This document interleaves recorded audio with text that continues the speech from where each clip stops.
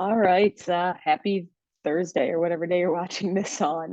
Today we're talking about recovery methods, and I get a lot of questions about recovery methods and what's better, what's best, or what should I do. And I just wanted to explain this a little bit. So this is a one of my favorite graphics.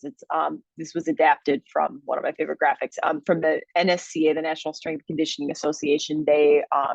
Their textbook on sports science, and just a good way of understanding that there's a pyramid of there's kind of a hierarchy of things that we have a lot of research for things that we don't have very much research for in terms of recovery.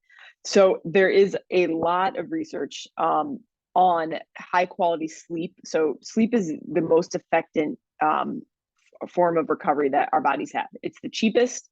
I'm very aware that sleep is not something that everyone can get very easily. Maybe some people have difficulty sleeping. Some people have jobs or life or family situations that don't let them have a regular sleep schedule. So it would be I want to at least acknowledge that.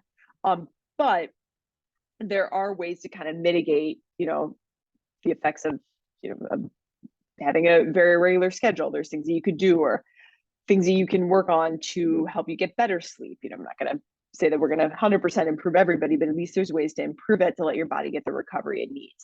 Along those same lines, mental relaxation is also very important. So, our bodies need the sleep to recover, but then our brains need that time away from anything that's being stimulated. This doesn't necessarily, could be outside of sleep.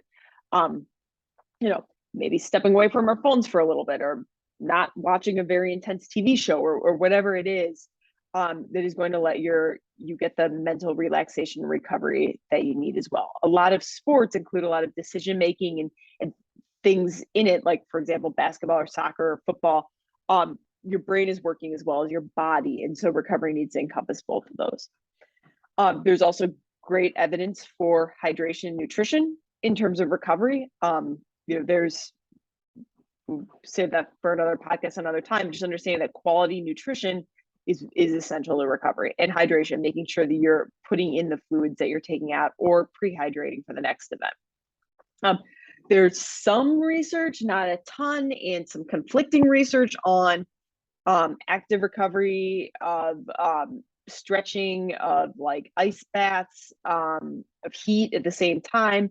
Like I said, there are studies that are conflicting. There are some studies that say that those things are great things. There's some studies that show that those things are not great things. So take those kind of with a grain of salt. Use them if they feel good, but just understand that we're just not sure. Honestly, we aren't sure.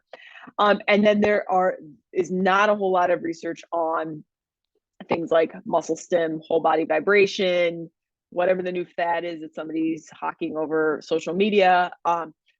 Just understand that just because somebody's telling you that this is a good recovery method, there really isn't a ton of research backing it up. There's probably no research on some of these things backing it up. And not to say that maybe they are really good, but we just don't know. We can't put a lot of weight in it. From a scientific perspective, really nothing beats sleep right now, and forms of relaxation just for the mental side of it. So that is it. If you would like to learn more about sleep, I have other videos up on the YouTube channel. Just check them out. Until next week, take care.